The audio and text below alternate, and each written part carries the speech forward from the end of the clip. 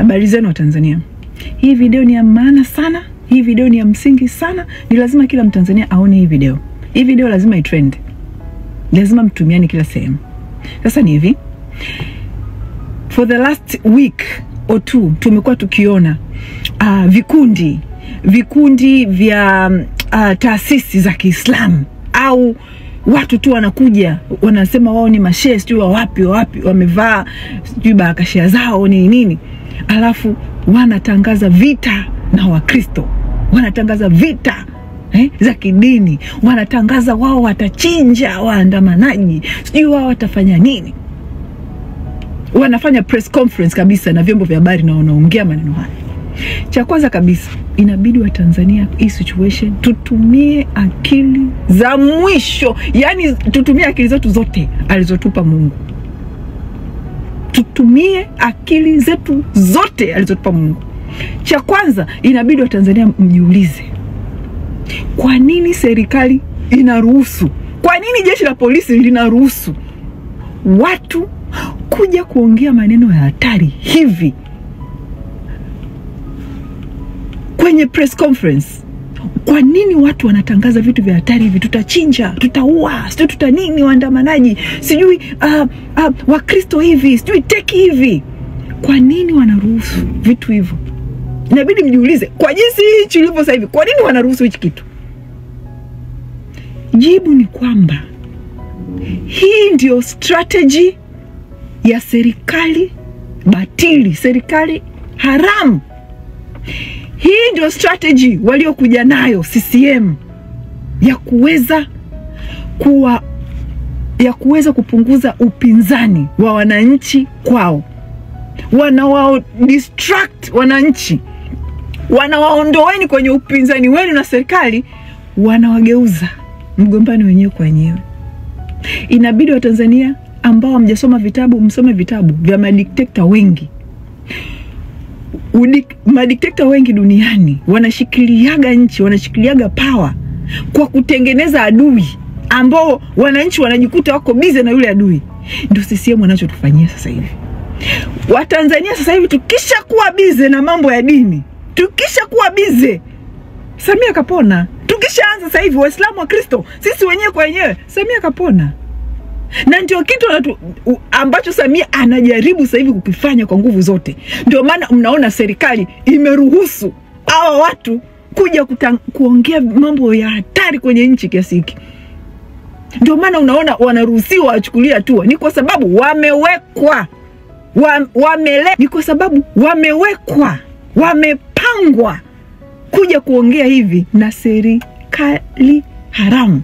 Samia na mtoto wake wamewapanga waje kufanya hivi ili wao waendelee kushikilia nchi. Sasa sisi kama Watanzania, what can we do kwenye situation? Sisi kama Watanzania tunaweza kufanya nini kwenye situation ambayo sasa hivi Samia na mtoto wake Abdul wanajaribu kutuingiza kwenye vita za kidini sasa wa Tanzania? Yani hawa watu wanaichukia Tanzania kwa kiasi hiki.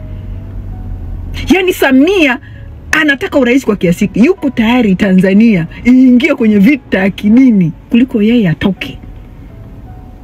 Sasa sisi tutafanya nini? Hiki ndio kitu ambacho tunaweza kufanya. Sisi Waislamu tunajijua, hatuna shida na Wakristo. Tanzania haijaikuwa nchi ya kidini, hatujaikuwa na haya mambo. Haya mambo ya sasa hivi yanayoonekana yanaletwa na Samia. Naomba niwarudishe nyuma. Hawa teko wanaosemwa leo kwa haya matamko wanaosemwa na hawa mamluki waliowekwa na Samia. Hawa teko walikuwa wanatoa matamko haya kwa Magufuli. Hawa teko walimpinga Magufuli, na Magufuli sasa alikuwa Mkatoliki yule. Na hawa teko walikuwa wanatoa matamko ya kudai haki kipindi cha Magufuli. Kwa nini sasa hivi igeuzwe iwe ni issue ya dini? Ni kitu gani teka ambacho wanakifanya kipindi cha Magufuli amini kipindi hiki cha Samia ambacho hawakukifanya kipindi cha Magufuli? Mimi hapa nilimpinga Magufuli. Nakumbusheni, mimi nilimpinga Magufuli. Mimi ni Muislamu. Nilimpinga Magufuli. Hata siku moja sikusikia Wakristo wakigeuza ile issue yangu na Magufuli, wakasema Mange hamtaki Magufuli kwa sababu Magufuli ni Mkristo. Mbona Wakristo hawakufanya hivi? Leo watu wanamsema Samia, wale Waislamu wa BAKWATA Mashehe ubwabwa wanatoka wanasema ni dini. Je, sisi Waislamu tuliomsema na kumtukana Magufuli, mbona Wakristo hawakuja kutaka kutuchinja, kutuambia sisi ni wa dini, hatumtaki Magufuli kwa sababu ya dini? Kwa nini Waislamu ndo leo tunaleta udini? Sasa cha kufanya ni hiki. Sisi Waislamu tunaoijua dini yetu na kuipenda, ambao atulipwi, ambao sio mamluki, tufanye hii kazi. Cha kwanza sisi Waislamu tuhakikishe tunawahakikishia ndugu zetu wa Kristo kwa njia zozote kwamba sisi hatuko na hao mamluki waliolipwa na Samia, wanaolipwa na Abduli, wanaotumwa. Tuwahakikishie ndugu zetu wa Kristo kwamba sisi hatuko na wale, kwamba wale ni watu wachache 10, wale ni watu wachache ambao wamepangwa na serikali ili waje wabadilishe hili tatizo la unyimwaji haki Tanzania, libadilike liwe tatizo la dini. Hawa watu ni hatari kiasi hiki. Tuhakikishe tuna comment, sisi Waislamu tuhakikishe tuna comment kila sehemu kuonesha hatuko na hii misimamo mibaya mibovu inaokuja kuharibu nchi yetu. Tuhakikishe tunaikataa, tuhakikishe tunaongea pale tunapoweza. Na kingine, tuache kutrendisha video za hao wapumbavu wanazokuja kuongea hivi. Wakiongea hivyo, ndugu zangu, usiposti. Ukikuta imepostiwa sehemu, usicomment hizi posti, ili yani tusiwape airtime hao mbwa. Na ukikuta page imewaposti wale, unfollow hiyo page. Yani lazima kila mtu anayeposti page yoyote inayoposti hawa mamluki wahuni wanaojiita Waislamu waliolipwa na Samia na Abduli kuja kuleta udini kwenye nchi yetu, hakikisha unamfollow hiyo page. Hakikisha hatuko tena yoyote anayewatundisha. Na hata wewe unaoposti kuwatukana, unawatundisha, unapeleka message yao huko. Kingine, na ninyi wa Kristo pia inabidi pia mchukue hili swala kwamba sio swala la Waislamu. Msichukulie kama ni sasa hivi kuna issue Waislamu na Wakristo. Na nyinyi wa Kristo pia mna responsibility ya kujua kwamba hii ni issue ya Samia kutaka kubaki madarakani. Anajaribu kuingiza dini ili Watanzania tugeukane. Tukishageukana sisi, yeye kapona. Kwa hiyo na nyinyi wa Kristo pia mtumie akili. Hakuna vita ya Wakristo na Waislamu Tanzania, haipo. Sisi wa Tanzania wote adui yetu ni mmoja, wa Kristo, Waislamu, wapagani, Wazanzibari. Adui yetu ni mmoja, CCM. Adui yetu ni Samia Suluhu. Tunachokitaka wote wa Tanzania bara, visiwani, tunachokitaka ni haki. Haya mambo ya dini yanatokea wapi? Mambo ya Uislamu, Kristo yanatokea wapi? Kama sio tunachezewa akili na kina Kikwete. Tunachezewa akili. Tusikubali kuingia kwenye mjadala wowote wa kidini. Hawa wanaotutishia kwamba sisi mkiandamana tutawachinja, sisi tutakutana na nyie tarehe 9, njooni. Ni video ambayo imefanywa na mwanadada mpambanaji muite Mange Kimambi. Mange Kimambi anaongelea ile issue ya Watanzania kupiganishwa kwa msingi ya kidini. Sasa anajaribu kuongea na Watanzania na anawaambia msijaribu kuingia kwenye huu mfumo. Ikumbukwe kuna vitu vingi ambavyo vimekuwa vikifanyika nchini Tanzania nyuma ya pazia.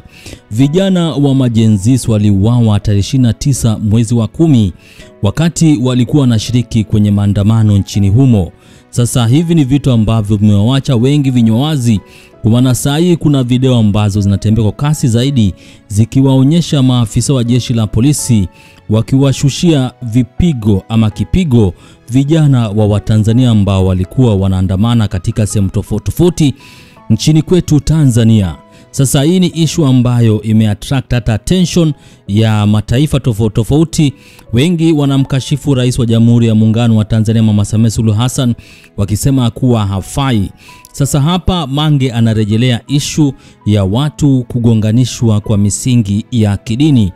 Anasema kuwa jeshi la polisi nchini Tanzania imeruhusu mashehe ndio kutoa taarifa ambayo inawakwaza Wakristo, na ni kama wanataka iwe na vita kati ya Wakristo na vile Waislamu.